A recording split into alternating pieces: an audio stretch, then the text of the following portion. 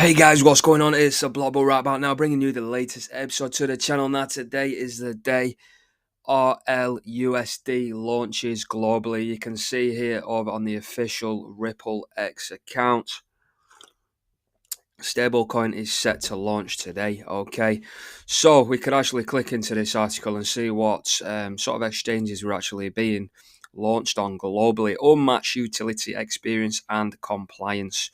Okay, so RLSUD will be initially available on Uphold, Bitso, MoonPay, Archax, and CoinMena. Okay, with additional listings on platforms such as Bullish, never heard of it, Bitstamp, Mercado, Bitcoin, Independent Reserve, Zero Hash, and others expected in the coming weeks. Okay, so that's kind of bullish in my opinion, but besides Uphold, obviously, they're like a mainstay sort of exchange.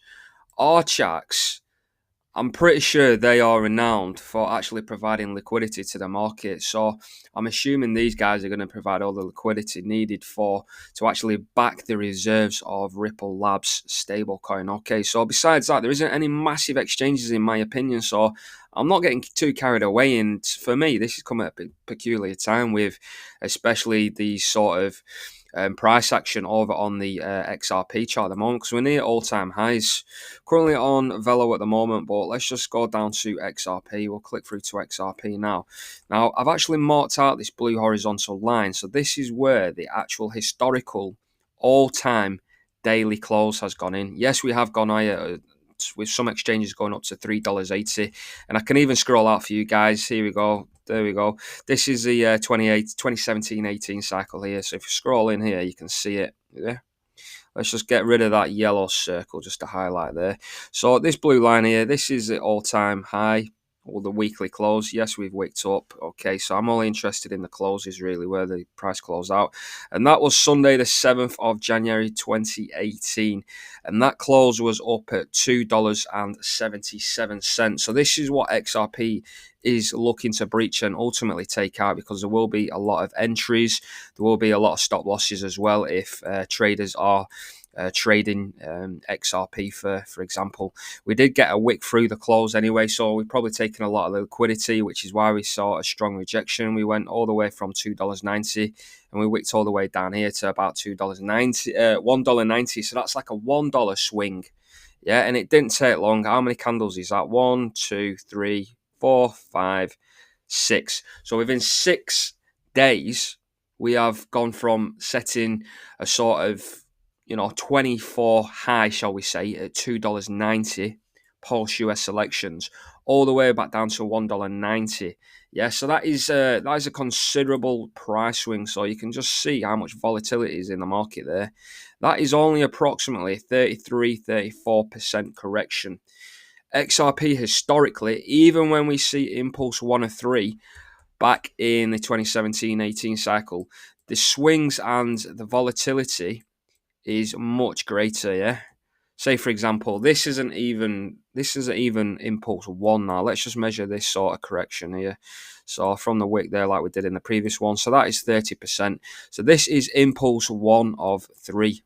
Yeah, so that is absolutely huge. So let's just have a look at the correction there. So some guys are saying, I can't see us going back down $1.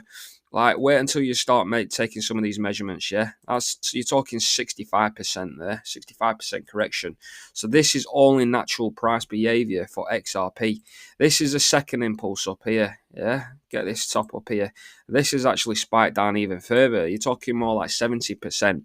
So we will probably know that we're in impulse 1 of 3 if we start seeing these sort of 60 to 70% corrections. I believe there could be sort of stronger corrections because there's going to be a lot more liquidity coming into the markets, a lot new. Obviously, we've got the stable coin now, which is only going to sort of impact XRP positively. There are drawbacks to stable coins as well. Every asset has its pros and cons. It's only natural in the sort of marketplace. However, this is what we're currently looking at the moment. We're looking at taking these, like I said, this blue horizontal line is absolutely pivotal in my opinion for XRP, which is why I've had to do the plan. The plan is always there, guys, over on X. It's down below in the description. for you guys wanting to gain access. Funnily enough, I did have XRP pumping to these sort of prices in the XRP plan. For whatever reason, I did not refer to it, and I was literally going from TA from day to day. It got to a point of view where the risk was sort of outweighing the reward, and I knew we was going to see a correction. Yeah, I didn't think it'd take this long, but it's coming, guys. Now, the reason why it is coming, because you can see how the cards are playing out at the moment. I've mentioned here, still on the sideline, nothing convincing me at the moment. Having said that, if there is any coin out there convincing me and probably going to turn my head, it's going to be Velo, guys, and I'll come over to Velo charts in a moment. But ultimately, this is what the smart money is doing. Warren Buffett here. Buffett's cash allocation is at 30% of Berkshire Hathaway's total assets. So he's holding a lot of dry powder. Now, he obviously gets intel. Yeah, he's an insider, isn't he? If he's trading hundreds of billions in the markets, do you not think he's going to have some sort of inside intel, especially when he's working with other sort of elite sort of figures in sort of global domination in the business world, for example, like Bill Gates, for example. Do you know what I mean? And obviously he's involved massively to a certain extent with sort of conspiracy theories, geopolitics and all that sort of stuff. But even in further news as well, like even the narratives, for me, a stable coin being listed on Uphold is not enough for me personally to believe XRP is going to break all-time high anytime soon. It's Uphold and MoonPay. You know, if we was talking about Coinbase, Binance, Kraken, like tier one listings of the stablecoin, then I might be able to get excited about it. But right now, it's a pump and dump at the moment. People are going to find out the hard way. You know, people getting on my back saying, "Oh, we keep going. I've left money on the table." Well, unfortunately, that's the nature of the game. We're never going to be able to call tops and bottoms. I can only go off historical data, which is what this channel is all about. Okay, so in other news, Russia's promises retaliation against Ukraine for General, can't pronounce his name, and I'm not going to mention the word just in case I do get sort of spot checked and censored over on YouTube. So obviously there's been an assassination basically of the top G, shall we say, one of the Tate brothers would say. Top G, they've taken out the head of the sort of nuclear division, okay, along with his assistant, and Russia are going to retaliate. So this for me will be a black swan, okay, they're going to retaliate. Who knows what they're going to do?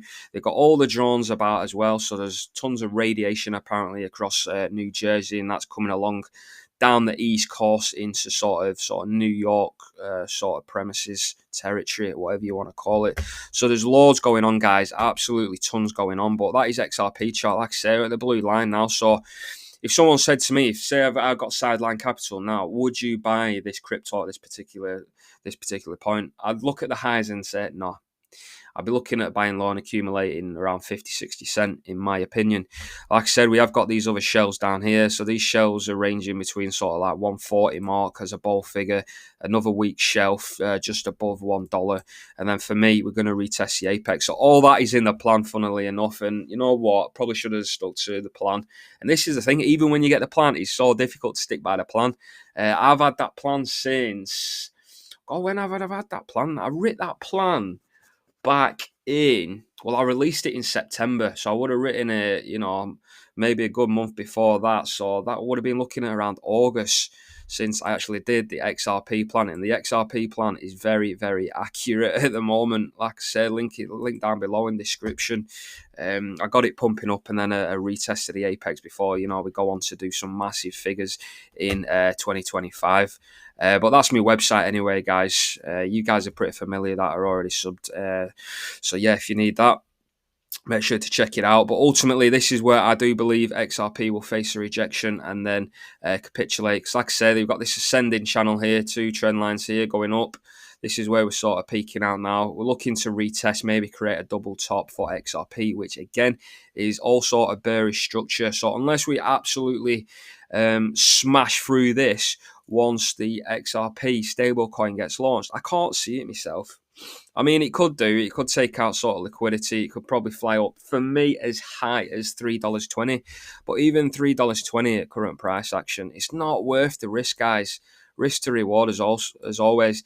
It's 20% up to $3.20. You can see there on the scales. 20% is not worth chasing the bag, in my opinion, especially when I've already highlighted we could actually, historically, in the previous sort of cycle, was looking at a sort of 60% correction. So that'll take us down to that shelf there. So that'll be a good accumulation there, even if you don't believe it's going to, you got sideline capital, for instance. That'll be a sort of good entry in my point of view. Sort of just above $1. But even if it's $1 and it continues to fall to the apex, which I do believe will play out because it is 6-7 year structure, it's going to have to be retested. Just like even on the smaller time frames, we retest this. Yeah, we break out the channel here, and then we've retested this sort of bull flag, if that's what you want to call it. It's kind of difficult to accurately label this sort of pattern. You could say a bull pennant. You could open it up there into a bull flag. It's very, very difficult because it's literally minor degree. Literally takes the T8 off completely, which is why it's very, very difficult. And you're better off just looking at highs and lows. So, like I said, the highs are up here near this blue sort of trend line. So for me, I ain't touching XRP just yet, and I am going to be waiting for at least a correction down here, $1.40 to 50, and then that other one just above $1, and then ultimately got a massive buy for 50 cents, which I still believe is on the table. Okay, let's go over to Velo, because I know you guys are excited for it. This is the only coin that I believe could get going. Yeah, and it's looking like it's going now. So I'm just going to have to zoom out for you guys to give you a little bit more perspective of what's going on. So we've got this sort of weekly close here. Yeah, these blue trend lines again, these are basically creating a symmetrical triangle. And we'll just draw that through. I'm just making sure that's going on top of the close. Some people put it on top of the wick. So let's just go for the wicks, in fact. Make it a little bit more interesting. Yeah, because we usually go from the closes. So at the minute, on the weekly, Velo is printing a doji candle at the moment, so that's indecision again. So usually after a doji candle, the following week is very volatile. So you either get a strong move up or a strong move down. Okay, you could see it tag again top of this blue trend line up around sort of 4 cent. But ultimately, if there's going to be some sort of black swan event, which I'm still expecting, especially with the retaliation and smart money has got cash sideline, like I say, Berkshire Hathaway's got 30% dry powder, which is the highest it's been since 1990. So what's that? That's over 34 years. Is that 34 years? Almost 35 years. So yeah, that's got you've got to see these as indicators as well. Yeah, it's not just RSIs and stochastics that you take as indicators as well. You're looking at what smart money's doing in the inflow. Yes, we've had quite a lot of Tether printed off recently, so that's what's kind of artificially blown Bitcoin up to sort of all-time highs this week. But ultimately, as soon as they stop printing money out of Tether, which they'll probably look to get rid of, by the way, now Ripple stablecoin's coming across, because that's probably going to be the sort of new reserve pegged stablecoin in the crypto industry. Bitcoin's just going to absolutely tank. That's not to say Bitcoin's not going to have a brilliant sort of bull run, because I don't believe that will actually happen up until the end of next year, sort of Q3, Q4 of next year. So that I'll probably think, even though they're getting delisted with Coinbase in Europe by the end of this year, I feel like Tether will probably be obsolete by Q3, Q4, and that'll probably be the end of the bull market at that point, and everything will just absolutely tumble because everything's inflated, and then you'll just get left the capital, which comes along with the ETFs. So obviously Ripple will probably have an ETF, and that'll probably be the catalyst for the sort of second impulse of 3. And then once the ETF is live, that will then have enough sort of inflow then to take us into impulse 3 of 3. Okay, so it's all in the plan anyway, guys. So it's all coming to fruition. But that's where we are at the moment. Velo again is like I say, it's indecisive at the moment. I could see it's getting up to as high as sort of 4 cent. But again, risk to reward, we've still got down here. I would say if you're looking, bring the cursor at the bottom of that blue trend line, beginning of sort of January, you're looking at about 1.5 cents. So risk to reward still isn't quite there. I do believe once we see this correction, and I want this correction to happen sooner rather than later, then it's behind us, and then I can just hodl with you guys.